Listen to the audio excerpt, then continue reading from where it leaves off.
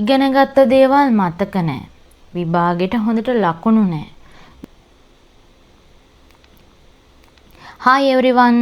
ඔන්න මං ඔයාලා හැමෝවම Learn with Dula මගේ YouTube channel එකට සාදරයෙන් පිළිගන්නවා. ගොඩක් ළමයි මගෙන් ඉල්ලුවා පාඩම් කරන විදිහ, පාඩම් මතක තියාගන්න විදිහ සහ විභාගයට හොඳ ලකුණක් ගන්න වැඩ කරන්න ඕන විදිහ කොහොමද කියලා වීඩියෝ එකක් අරන් එන්න කියලා. ඔන්න අද මම මේ වීඩියෝ එක අරන් ආවේ ඔයාලට. ඉතින් ඔයාලා මේ වීඩියෝ එක ඉවර වෙනකන් නරඹුවොත් ඔයාලටත් ඔයාලගේ පාඩම් වැඩ කටයුතු සාර්ථක කරගන්න පුළුවන් වෙයි කියලා මම විශ්වාස කරනවා. එහෙනම් අපි යමු වීඩියෝ එකට.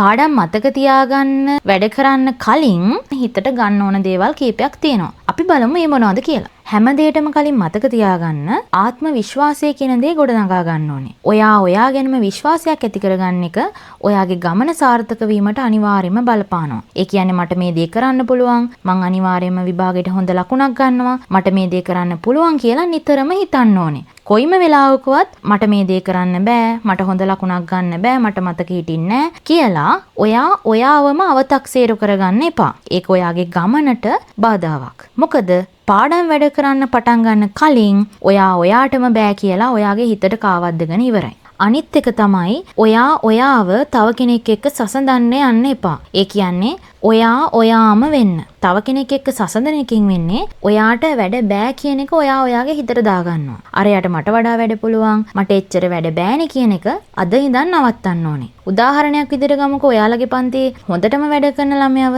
එයා ගන්න ලකුණු මට්ටමට සාපේක්ෂව නේද ඔයා හැම වෙලේම හිතන්නේ. දැන් එයාට ලකුණු 60ක් තිබ්බොත් ඔයා අනිවාර්යෙන්ම හිතනවා අප්පෝ එයාට 60යි කියන්නේ ඉතින් මට එච්චර නැතුව ඇති. මට අනිවාර්යෙන් 60ට වඩා ලකුණු අඩුයි. එහෙම හිතන එක නවත්තලා අද ඉඳන් හිතන්න මාත් පන්තියේ වැඩිම ලකුණු ගත්ත ළමයි අතරට එනවා මට එන්න පුළුවන් කියලා. මෙතනදි කියන්නේ පන්තියේ හොඳට වැඩ කරන ළමයි එක්ක තරඟ කරන්න කියලා නෙවෙයි. වැඩ කරන ළමයින්ගේ ගත යුතු ආදර්ශය ගන්න, එයාලා වැඩ කරන විදිහට වැඩ කරන්න. හැබැයි කොයිම වෙලාවකවත් ඒ ළමයයි ඔයාවයි සසඳන්න එපා. එයාට පුළුවන්, මටත් පුළුවන්, මාත් හොඳ ලකුණක් ගන්නවා කියලා හිතන්න.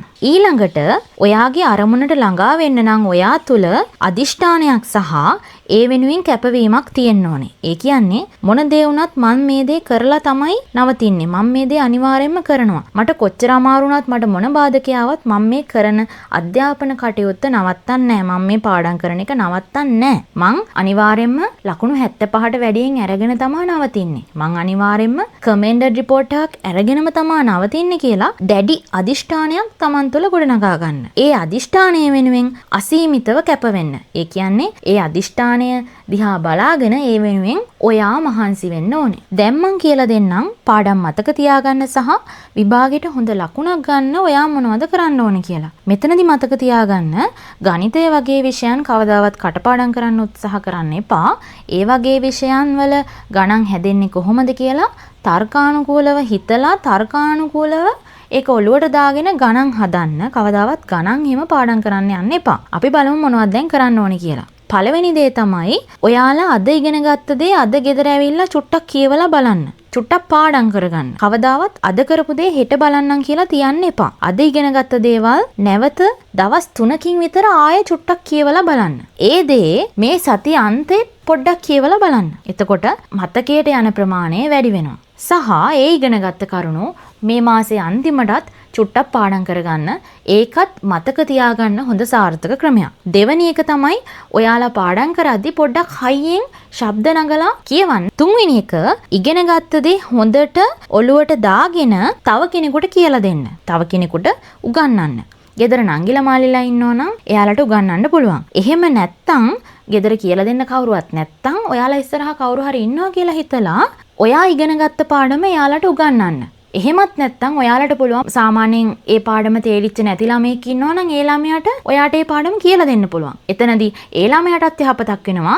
ඔයාගේ මතක ශක්තියත් වැඩි වෙනවා. හතරවෙනි එක තමයි රූප සටහන් සහ ගැලීම් සටහන්. ඡේදයක් කියවලා දෙයක් ඔලුවට දාගන්නවට වඩා ලේසි රූප සටහන් මගින් ඉගෙන ගන්න එක. ඩයග්‍රෑම්ස් වලින් ඉගෙන ගන්න බලන්න. පස්වෙනි ක්‍රමය තමයි කෙටි සටහන්. එක් විෂයන් වලට අදාළව කෙටි සටහන් හදාගන්න. එදිනෙදාම හදාගන්න පුළුවන්. දැන් ඔයාලට අද ඉගෙන ගත්ත පාඩම් කොටසේ අවශ්‍යම කී පොයින්ට්ස් ටික වෙනම පොතක් හරි වෙනම කොළ ටිකක් හරි තියාන ලියන්න. මේ සතියාන්තයේ ඒ විෂය ඉගෙන ගත්ත පාඩමේ අත්‍යවශ්‍ය කරුණු ටික ඒකේ ලියා ගන්න. එතකොට නිකම්ම ෂෝට් නෝට් එකක් හැදෙනවා. මතක තියාගන්න ෂෝට් නෝට් හදද්දී ඔය පෙළ පොත්වල තියෙනවා දෙබස් එහෙම. ඒ කියන්නේ විභාගෙට ප්‍රශ්න අහන්න නැති කොටස් තියෙනවා. ඒ කොටස් ටික අතෑරලා key points ටික දාලා key words ටික දාලා ඔයාලගේ ෂෝට් නෝට් එක හදාගන්න. ෂෝට් නෝට් හදන්නේ කොහොමද කියලා වීඩියෝ එකක් මම ඉස්සරහට ඔයාලට අරන් එන්නම්.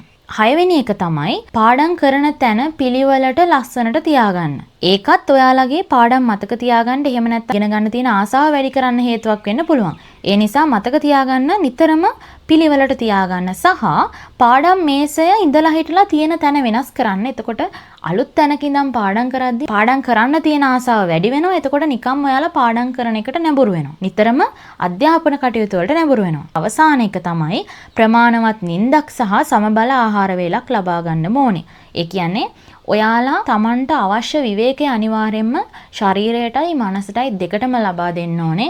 ඒක අනිවාර්යයෙන්ම ඔයාගේ අධ්‍යාපන කටයුතු වලට බලපානවා. ඉතින් මේ ක්‍රම ටික අනුගමනය කරලා බලන්න ඔයාලටත් ඔයාගේ අධ්‍යාපන කටයුතු සාර්ථක කරගන්න පුළුවන් වෙයි කියලා මම විශ්වාස කරනවා. දවසක් දෙකක් කරලා නවත්තන්න එපා. මම ඔයාලට මුලින්ම කිව්වා වගේ ඔයාගේ අධ්‍යාපනය ඔයා යන ගමන සාර්ථක වෙනකන් ඔයා අදිෂ්ඨානය අතාරින්න එපා.